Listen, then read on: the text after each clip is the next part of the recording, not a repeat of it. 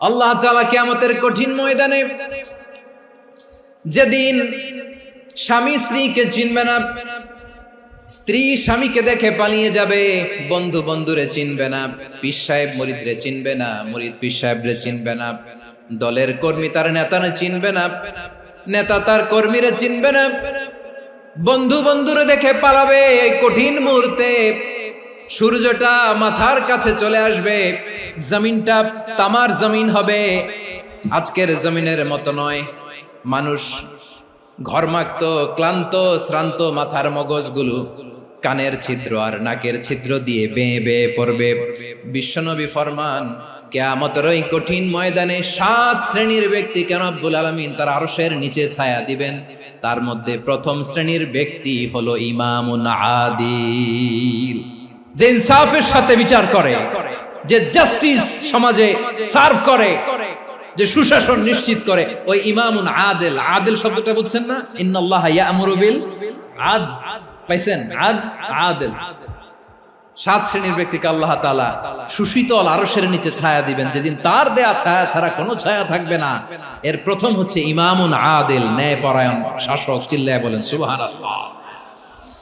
আবার বিশ্বনবী বললেন, ইন্নাল মুকসিতিনা ইনদাল্লাহি আলা মানাবিরা মিন নূর আন ইয়ামিনির রহমান। কিয়ামতের দিন যারা ন্যায় পরায়ণ হিসেবে আল্লাহর সামনে দাঁড়াবে, কিয়ামতের দিন রব্বুল আলামিন তার আরশের ডান দিকে ওই ন্যায় পরায়ণ লোকদের জন্য আরশের ডান দিকে একটা নূরের মিম্বারে তাদেরকে বসার সুযোগ করে দিবে। আল্লাহর আরশের ডান দিকে ন্যায় পরায়ণ লোকদের জন্য আল্লাহ তাআলা নূরের মিম্বার বানাবে। 4টে কেন কথা মনে করেছেন? আল আদাল, জাস্টিস। ইন্নাল্লাহা ইয়া'মুরু বিল আদল। আল্লাহ তাআলা এই আদালতের নির্দেশনা দেন, সুবিচার, সুশাসন। প্রিয় ভাইয়েরা, এটা আমরা বাংলাদেশে চাই কি চাই না? এই যে অরাজকতা, এই যে অন্যায়, এই যে জুলুম, এই যে ইনকনসিস্টেন্সি সমাজের অসঙ্গতির প্রধান কারণ জাস্টিস নাই, সুবিচার নাই, সুশাসন নাই। শেষবারের মতো আওয়াজ করে বলেন তো, আমরা বাংলাদেশে আদল চাই কি চাই না? তাহলে প্রথম নির্দেশনা শেষ। আল্লাহ তাআলা তোমাদেরকে আদলের আদেশ দেন। এরপরে আল্লাহ বললেন, আমি তোমাদেরকে ইহসানের আদেশ দেই। ইন্নাল্লাহা ইয়া'মুরু বিল আদলি ওয়াল ইহসান। আমি তোমাদেরকে যেমনি আদলের নির্দেশনা দেই, তেমনি ভাবে তোমাদেরকে ইহসানের নির্দেশনা দেই। ইহসান, আওয়াজ করে সবাই বলেন তো ইহসান। ইহসান মানে কারো প্রতি সফট হার্টেড হওয়া, মহানুভব হওয়া, অনুগ্রহ পরায়ণ হওয়া, অনুগ্রহশীল হওয়া, একে অপরের প্রতি দয়াদ্র হওয়া। একে অপরের প্রতি দয়াদ্র, অনুগ্রহশীল হওয়া ছাড়া মানবিক সমাজ কশিনকালেও গঠন করা সম্ভব না। প্রিয় ভাইয়েরা, সুন্দর আচরণ দিয়ে, ইহসান দিয়ে যা জয় করা যায়, নরম আচরণ দিয়ে যেটা অর্জন করা যায়, কঠোরতা দিয়ে সেটা পারা যায় না। বিষ্ণু ঈসা ইসলাম ইহসান দিয়ে, কোমল আচরণ দিয়ে, তার অনুগ্রহ দিয়ে তিনি অনেক কাফিরের হৃদয়কে জয় করে ফেলেছেন। সাইয়েদনা সুমামা ইবনে উসাল রাদিয়াল্লাহু তাআলা আনহুর কথা মনে পড়ে যায়। তিনি ছিলেন ইয়ামামার বাদশা। মদিনাতে বিশ্বনবীকে হত্যা করার নিয়তে এসেছিলেন। গোপনে গোপনে বিশ্বনবীকে হত্যা করে আবার ইয়ামামাতে তিনি ফিরে যাবেন। কিন্তু কি অবাক করা কাণ্ড, হত্যা করতে পারে নাই, সাহাবাদের হাতে তিনি ধরা পড়ে গেলেন। সাইয়েদনা সুমামা ইবনে উসাল রাদিয়াল্লাহু তাআলা আনহু হত্যার নিয়তে আসলেন, কিন্তু হত্যা করতে পারলেন না। সাহাবারা ওনাকে ধরে ফেললেন, ধরে মসজিদে নববীর পিলারের মধ্যে বেঁধে রাখলেন। সুমামা ইবনে উসাল, সিরাত থেকে শুনে, সিরাত থেকে শোনাচ্ছি, রাদিয়াল্লাহু তাআলা আনহু ইয়ামামার অধিপতি ছিলেন। বিশ্বনবীকে হত্যার জন্য আসছেন, ধরা পড়ে গেছেন, এখন মসজিদে নববীতে বেঁধে রাখছেন। তার মানে বন্দী। এখন স্ট্যাটাস কি? বন্দী, ক্যাপটিভ। তো বিষ্ণু ঈসা ইসলাম সাহাবাদেরকে বললেন, তার খোঁজ খবর নিও, সুমামা ইবনে উসালের খোঁজ খবর নিও। সাহাবার বলেন, ইয়া রাসূলুল্লাহ, আপনাকে হত্যা করতে এসেছে, তার তো কঠিন ক্যাপিটাল পানিশমেন্ট হওয়া দরকার, কঠিন শাস্তি হওয়া দরকার। বিশ্বনবী বললেন, না, আমি যেটা জানি তোমরা সেটা জানো না, তোমরা সুমামার সাথে ভালো আচরণ করো। বিশ্বনবী সুমামার কাছে গেলেন। প্রথম দিন যে তিনি কালেমার দাওয়াত দিলেন, ইমানের দাওয়াত দিলেন, ইসলামের দাওয়াত দিলেন, রিসালাতের দাওয়াত দিলেন, আখিরাতের দাওয়াত দিলেন। পরের দিন যে বিশ্বনবী সালাতের দাওয়াত দিলেন, যাকাতের দাওয়াত দিলেন, ইসলাম কি, কিভাবে, কেমন করে পালন করতে হয় চমৎকার আর্টিকুলেট করতে শুরু করলেন। তন্ময় হয়ে সুমামা ইবনে উসাল রাদিয়াল্লাহু তাআলা আনহু বিশ্বনবীর কথাগুলো শুনতে আরম্ভ করলো।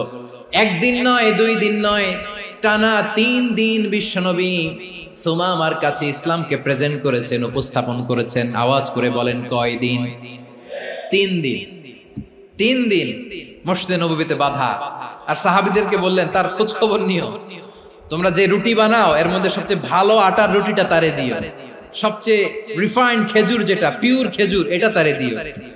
আর বিশ্বনবী নিজের উট থেকে দুধ দহন করে ওনার বাড়ির এক কর্মচারীকে বলেছেন, দুধ দহন করে সুমামার জন্য নিয়ে যেও। সুবহানাল্লাহ পড়বেন না? সবাই তো অবাক, ইয়ামামা থেকে আসছে নবীকে হত্যা করতে, বিশ্বনবী দেখে তারে জামাই আদর করে। একদিন নয়, 2 দিন নয়, টানা 3 দিন বিশ্বনবী এভাবে সুমামার কাছে যেয়ে ইসলামকে প্রেজেন্ট করতে আরম্ভ করলেন, ইসলামকে উপস্থাপন করতে শুরু করলেন। আর তাকে চমৎকার এন্টারটেইনমেন্ট, আপ্যায়ন দিতে আরম্ভ করলেন। টানা 3 দিন যখন ইসলামের দ্য বিউটিজ অফ ইসলাম, ইসলামের সুমহান বাণী, সৌন্দর্য তার কাছে উপস্থাপন শেষ, তাকে আপ্যায়ন শেষ, বিশ্বনবী বললেন সাহাবাদেরকে, যাও এবার সুমামার হাতের পায়ের রশি দুটো খুলে দাও। সাহাবারা তর্ক জুড়ে দিলেন, লা ইয়া রাসূলুল্লাহ, এমনটা করবেন না, তো ভয়ঙ্কর ভয়ঙ্কর খুনি, কি জানি কি হয়ে যায়। বিশ্বনবী বললেন, না, তার হাতে পায়ের রশিগুলো খুলে দাও। সাহাবারা বিশ্বনবীর কথা মতো তার হাতে পায়ের রশিগুলো খুলে দিল। সুমামা মুহূর্তের মধ্যে মসজিদে নববী থেকে বের হয়, ইয়ামামায় ফিরে না যে মসজিদে নববীর পাশে একটা খেজুর বাগান ছিল, সেখানে চলে গেলেন। সেখানে একটা ছোট্ট কুয়া ছিল, কুয়ার পানি দিয়ে তিনি গোসল করলেন। সুবহানাল্লাহ পড়েন। কুয়ার পানি দিয়ে গোসল করে মসজিদে নববীর সামনে এসে বিশ্বনবী এবং সাহাবাদের সামনে দাঁড়িয়ে সাব্বাবা উঁচু করে বললেন, আশহাদু আল্লা ইলাহা ইল্লাল্লাহ ওয়া আশহাদু আন্না মুহাম্মাদান আবদুহু ওয়া রাসূলুহু। আমি সাক্ষ্য দিচ্ছি আল্লাহ ছাড়া কোনো ইলাহ নাই, আর মুহাম্মদ আল্লাহ তাআলার প্রেরিত বান্দা এবং রাসূল। প্রিয় ভাইয়েরা, ইহসান দিয়ে যা জয় করা যায়, কঠোরতা দিয়ে সেটা কঠিনকালেও জয় করা যায় না। আওয়াজ করে বলেন, ঠিক কি না? এবার সুমামা দাঁড়িয়ে বলে, ওগো নবী, আমি তো কালিমা পড়ে মুসলমান হয়ে গেলাম, এবার শোনেন, এই মুহূর্তের আগে আপনার চেহারার চাইতে নিকৃষ্ট কোনো চেহারা আমার কাছে ছিল না, কিন্তু শাহাদা পাঠ করার পরে আপনার চেহারার চাইতে উত্তম শ্রেষ্ঠ কোনো চেহারা আমার কাছে আর নাই। ও নবী, আজকের দিনের আগে ইসলাম ধর্মের চেয়ে নিকৃষ্ট অপছন্দনীয় কোনো ধর্ম আমার কাছে ছিল না, কিন্তু এই মুহূর্ত থেকে ইসলামের চেয়ে সেরা শ্রেষ্ঠ পছন্দনীয় কোনো ধর্ম আমার কাছে নাই। নবী গো, আজকের দিনের আগে মদিনার চাইতে অপছন্দনীয় নিকৃষ্ট কোনো শহর আমার কাছে ছিল না, কিন্তু এই মুহূর্তের পর থেকে মদিনার চাইতে কোনো শ্রেষ্ঠ শহর আমার জানা নাই। সে ছিল গমের বড় ডিলার, গম বেচত। কি বেচত?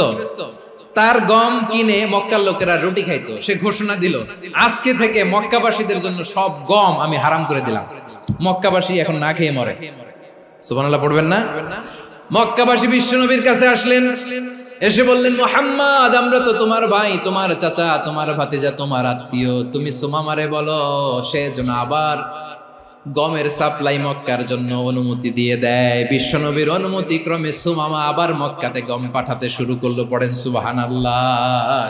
ইহসান, ইহসান দিয়ে আপনি যেটা জয় করতে পারবেন, you can win the heart of your enemies. ইহসান দিয়ে আপনি আপনার শত্রুর হৃদয়কে জয় করতে পারবেন।